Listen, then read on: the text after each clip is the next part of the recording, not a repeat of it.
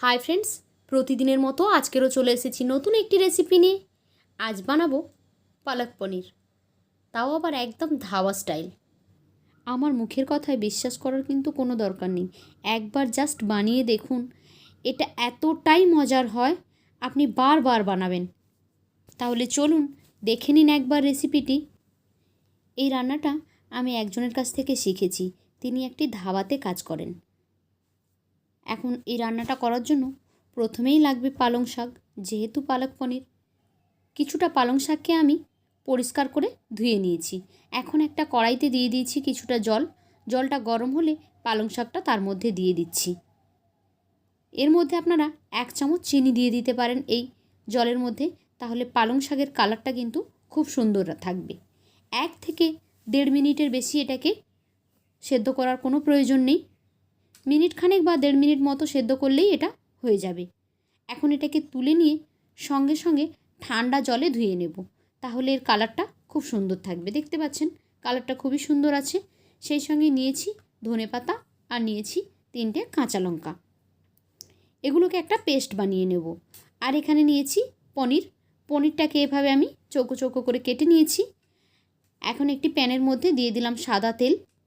তেলটা গরম হলে পনিরটাকে এখানে দিয়ে দেব। পনিরটাকে ফ্রাই করে নেব। দুটো সাইড হালকা ব্রাউন করে ভেজে তুলে নেব। একটা সাইড যখন ভাজা হয়ে যাবে আর একটা সাইড উল্টে দেব। এই রান্নাটার মধ্যে আমি ছোট্ট ছোট্ট কিছু টিপস শেয়ার করে যাচ্ছি, সেগুলো যদি মনে রাখেন তাহলে আপনাদের রান্নাটাও কিন্তু এরকমই একদম পারফেক্ট হবে। এই যে পনিরগুলোকে এখন ভেজে তুলে নেব, এই ভাজা পনিরের উপরে যদি কিছুটা জল ঢেলে দেন তাহলে কিন্তু আপনার পনিরটা একদম নরম সফট থাকবে, বাইরের অংশটা আর কোনোভাবেই হার্ড হবে না। এখন এটাকে এই অবস্থাতেই রেখে দেব। তারপর একটি কড়াই বসিয়ে দিয়েছি, দিয়ে দিলাম 1 টেবিল চামচ সাদা তেল আর দিয়ে দিয়েছি 1 চামচ ঘি। আপনারা ঘির জায়গায় বাটারও দিতে পারেন।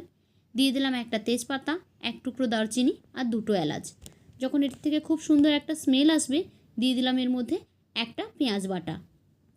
কিছুক্ষণ পেঁয়াজটাকে এই মশলার সঙ্গে নাড়াচাড়া করার পরে দিয়ে দিচ্ছি 1 চামচ আদা রসুনের বাটা। খুব ভালোভাবে মশলাটাকে কষিয়ে নেব, যতক্ষণ না মশলাটার কাঁচা গন্ধ যাচ্ছে ততক্ষণ পর্যন্ত।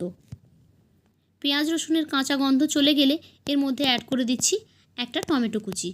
একদম ছোট ছোট করে কুচিয়ে নিয়েছি টমেটোটাকে, আপনারা চাইলে কিন্তু এখানে পেস্ট করেও দিতে পারেন। টমেটোটা নরম হয়ে গেলে এর মধ্যে অ্যাড করে দেবো শুকনো মশলা। দিয়ে দিচ্ছি 1 চামচ হলুদ গুঁড়ো, দিয়ে দিলাম 1 চামচ লঙ্কা গুঁড়ো। এখন কিছুক্ষণ মশলাটাকে খুব ভালোভাবে কষিয়ে নেব। মশলাটা থেকে যখন তেল ছেড়ে দেবে তখন এর মধ্যে অ্যাড করে দেব 2 চামচ টক দই।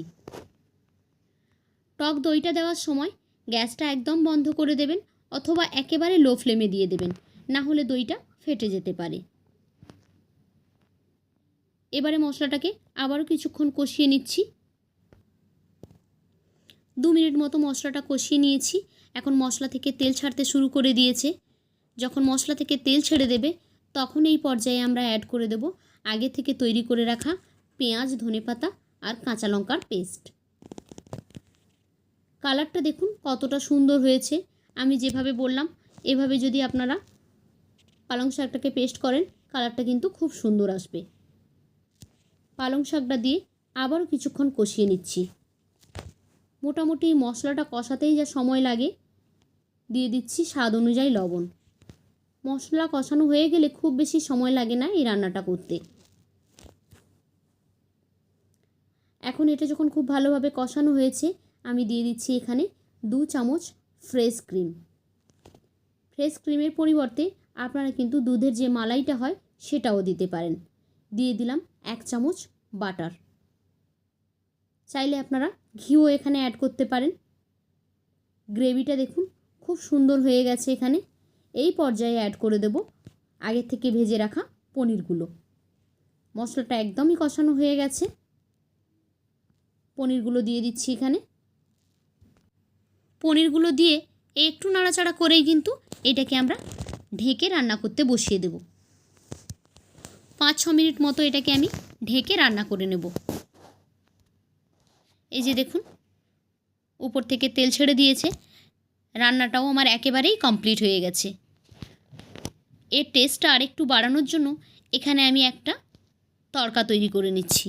তার জন্য দিয়েছি 1 চামচ ঘি একটা প্যানে, প্যান গরম হতে দিয়ে দিয়েছি 1 চামচ রসুন কুচি, সেই সঙ্গে দিয়ে দিচ্ছি 1/4 চামচ কাশ্মীরি লঙ্কার গুঁড়ো, যাতে খুব সুন্দর একটা কালার আসে তার জন্য, আর খুব সুন্দর ফ্লেভারও একটা এসেছে। 30 সেকেন্ড মতো নাড়াচাড়া করে মশলাটাকে তুলে নিয়েছি। আর এখন এই যে রান্নাটা করলাম, তরকারিটা এখানে একটা প্লেটের মধ্যে ঢেলে নিয়েছি। আর গার্নিশিংয়ের জন্য উপর থেকে এই যে মশলাটা রেডি করলাম সেটা দিয়ে দেব, আর দিয়ে দিয়েছি অল্প একটু গ্রেটেড পনির, তাহলে দেখতে বেশ সুন্দর লাগবে। তো রেডি হয়ে গেল আমাদের ধাবা স্টাইল পালক পনির। কেমন লাগলো আপনাদের কাছে আজকের এই রেসিপি? যদি ভালো লেগে থাকে তাহলে লাইক, কমেন্ট অ্যান্ড শেয়ার করবেন।